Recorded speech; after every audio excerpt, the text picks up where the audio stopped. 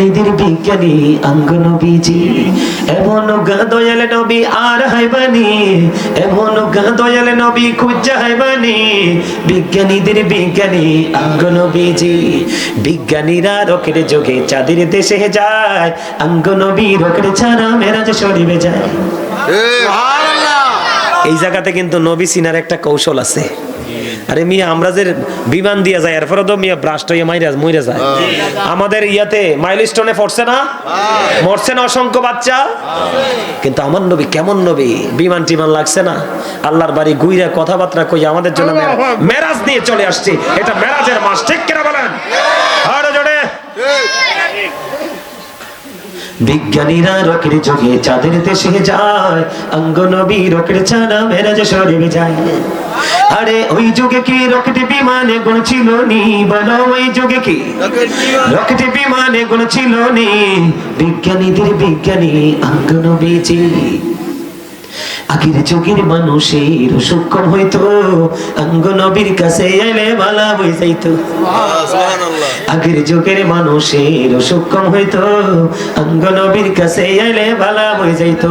আরে সেই বালা কি এই যুগেতে করতে হারবানি, আরে সেই বালা কি এই যুগেতে করতে হারবানি বিজ্ঞানীদের বিজ্ঞানী অঙ্গ নবীজি। আবু বকর সিদ্দিকের সাপে কামড়াইছে অঙ্গ নবীর থুতু দি বালা হয়ে গেছে। আবু বকর সিদ্দিকের সাপে কামড়াইছে অঙ্গ নবীর থুতু দি বালা হয়ে গেছে। আরে সেই যুগে কি ওজাবদ্ধ এগুন ছিল নি, বলো সেই যুগে কি ওজাবদ্ধ এগুন ছিল নি বিজ্ঞানীদের বিজ্ঞানী অঙ্গ নবীজি। এমন দয়াল নবী আর হাইবানি এমন দয়াল নবী খুঁজা হাইবানি বিজ্ঞানীদের বিজ্ঞানী অঙ্গ নবীজি। মারহাবা। কে বুঝলেন? নবী চিনছেন নি? সামনে আমি থুতু দিলে বাইরা তক্তা করে ফেলবো, কথা কয় না কেন? আর রাসূলের থুতু মোবারক দিছে বিশ্বাস। নবীজি যখন থুতু মোবারক নিক্ষেপ করতেন সাহাবীরা অপেক্ষায় থাকতো কখন নবীজি থুতু মোবারক ফেলবে। নবীজি যখন থুতু মোবারক নিক্ষেপ করতেন সাহাবীরা ক্যাচ ধরে ফেলতেন, ধরে তার স্কিনের মধ্যে মেসেজ করে দিত, তখন তাদের স্কিনটা সিল্ক হয়ে যেত। সুবহানাল্লাহ বলেন না? আমরা সেই নবীর উম্মত। মালিক বিন সিনান উহুদের ময়দানে নবীজি দান্দান মোবারক শহীদ হলো, নবীজি রক্ত মোবারক খেতে শুরু করলো। মালিক বিন সিনানকে রাসূল বললেন খেও না, ফেলে দাও। মালিক বিন সিনান বলেন আমি আমার আল্লাহর ইজ্জতের কসম করে বলছি গো নবী, আপনার একটা ফোঁটা রক্ত উহুদের জমিনে পড়তে দিব না। পড়তেছে তো খাইতেছে, খাইতে খাইতে শেষ, রক্তের ফোঁটা খাওয়া শেষ হয়ে গেল। আমার রাসূল গোটা পৃথিবীকে জানিয়ে দিলেন দুনিয়ায় যদি জান্নাতি মানুষ দেখতে চাও মালিক বিন সিনানকে দেখে নাও। সুবহানাল্লাহ। প্রেম এটা কেন হলো? প্রেমের কারণে হয়েছে। কিসের কারণে? নবীর প্রেম এত মধুর জিনিস। নবীর সাথে প্রেম করো, ধন্য হয়ে যাবে। কি হয়ে যাবে?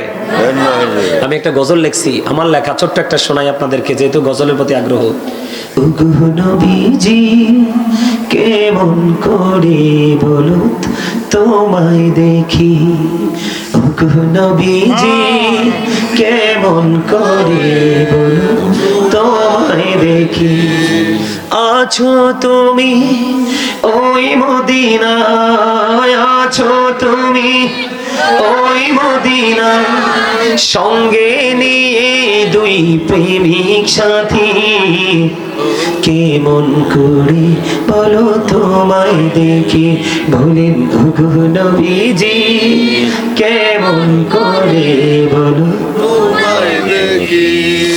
দেখার আশা আমার মনে পুষে রেখেছি যতন করে, বলেন দেখার আশা পুষে রেখেছি আপন করে। পাই যদি গো নবী তোমার দিদার, পাই যদি গো নবী তোমার দিদার, শীতল হবে মোর দুটি আঁখি, কেমন করি বলো তোমায় দেখি। মারহাবা কন্যা। নবীজিকে দেখার ইচ্ছা জাগে না? লাগে। টুপি ছাড়া, পাঞ্জাবি ছাড়া, প্রেম ছাড়া, নামাজ ছাড়া, রাসূলের দেখা আপনি কি সত্যিকারের প্রেমিক হতে হবে। রসুলকে একজন প্রশ্ন করলো, নবী গো কিয়ামত কখন হবে? রসুল বললেন, কিয়ামতের জন্য কি প্রস্তুতি নিয়েছো? নবী গো কিচ্ছু প্রস্তুতি নিতে পারিনি, তবে তুমি